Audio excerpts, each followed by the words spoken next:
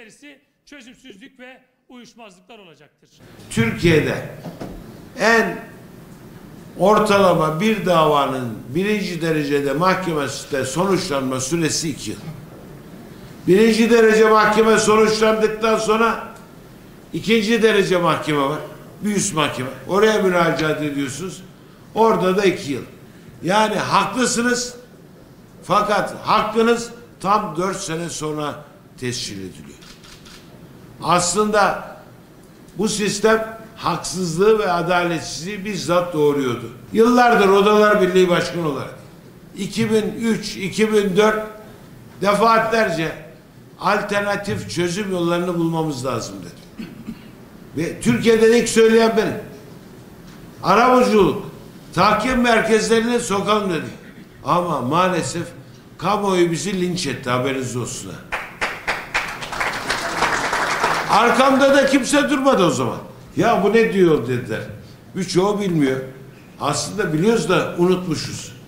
Alternatif Sayın Bakanımız Allah razı olsun. Müthiş bir reformistiyle yapısal bir hukuk sistemini devreye soktu. Devreye girmesini sağladı. Arabuluculuk sistemini ülkemizde başlattı. Esasında biz bunun yabancısı değiliz. Bizim kökümüzde var. Asırlar önce bizim ecdadımız bunu uyguluyordu. O da borsa camiamızın temelini oluşturan. Ahilikte ticari itilafları kim çözerdi? Ahiler çözerdi. Başka yere gitmezdiniz. Ahiler sizin anlaşmazlığınızı onlar çözerdi. Fakat biz bunu unuttuk. Bunu Batı bizden kopyaladı, geliştirdi. Ondan sonra daha biz yeni keşfediyoruz, biliyor musunuz? Kökümüzü unutmuşuz. Kökümüzde var olan şeyi başkası aldı, bize tekrar pazarladılar.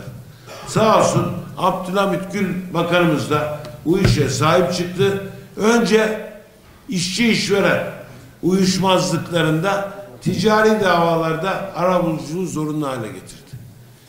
İşverenlerimiz çok iyi bilir. Eğer bir işçinizle davalık olduysanız mahkemeyi kazanabilme şansımız var mıydı değerli kardeşlerim? %100 haklı olsanız bile maalesef kaybediyorsunuz. %99.8 işverenlerin mahkeme kaybetme sonuçları. Arabuluculuk sistemi kullanımı her geçen gün arttı. Bakınız 6 yılda buraya gelen dosya sayısı 1 milyona ulaştı. İş dünyamız için önem taşıyan, çalışma hayatına ilişkin konularda başvuru sayısı 800 bini geçti. Ve değerli kardeşlerim, %70'i anlaşmayla sonuçlandı. Yani işçi işveren rıza ile herkes birbirine hakkını helal ederek el sıkışarak işi bitirdi. Öbür tarafta mağdurlar ordusu yaratıyorduk. Şimdi iki tarafta helalleşerek işi bitiriyor. Eskiden aylar süren davalar, bunun faizleri ve şimdi günler, haftalar içinde biter hale geldi. Arabuluculuk mahkeme yolunu kapatıyor mu? Hayır. Anlaşamazsan, anlaşmak istemiyorsan mahkeme yolda serbest. Yolda tıkamıyor. Yani illa burada anlaşacaksın yok. Ama önce hani iki kişi kavga ettiği zaman ailede yok mu büyüğünüz derler. Önce arabulucu. Hadi bakalım. Arabulucu anlaştıramazsa buyur mahkeme yoluna git. Orada hakkını al. Biz de oda ve borsa camiası olarak her türlü desteği veriyoruz. İş dünyasında yaygınlaşması için büyük gayret sarf ediyoruz.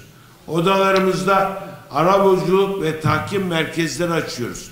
İşte bugün burada Gaziantep Ticaret Odamızın vizyonuyla da Gaziantep'teki arabuluculuk ve tahkim merkezin açılışını gerçekleştiriyoruz. Böylece iş dünyamız hem daha hızlı hem daha ucuza anlaşmazlıkları çözmüş olacak. Değerli dostlarım, hukuk sistemi sadece devletin değil, ekonominin de temel direği. Eğer bir ülkede hukuk güçlü olursa insanların birbirine, kurumlara ve sisteme olan güveni de artar. Adalet ve güven duygusu bir ülkede güçlü ise o ülkenin ekonomisi de güçlü olur. Esasında bizim kültürümüzde, inancımızda hukukun yeri zaten çok önemli. Mülkün temelinde adaletin olduğuna inanan bir milletiz. Ayrıca benim çok beğendiğim bir söz var. Adalet kutup yıldızı gibidir. Yerinde durur. Geri kalan her şey onun etrafında döner. İşte bu yüzden adaletin terazisinin dengesini korumalıyız. Etkin, hızlı ve sağlıklı çalışması için gereken her adımı atmalıyız. Hukuk sistemimizi daha sağlıklı ve daha iyi işler hale getirme konusunda ne kadar başarılı olursak ülkemiz ve ekonomimiz o kadar güçlü olur. Gaziantep Ticaret Odamızın Arabuluculuk ve Tahkim Merkezi'nin üyelerimize, Gaziantep'teki bütün tüccar ve sanayicilerimize hayırlı olmasını diliyorum.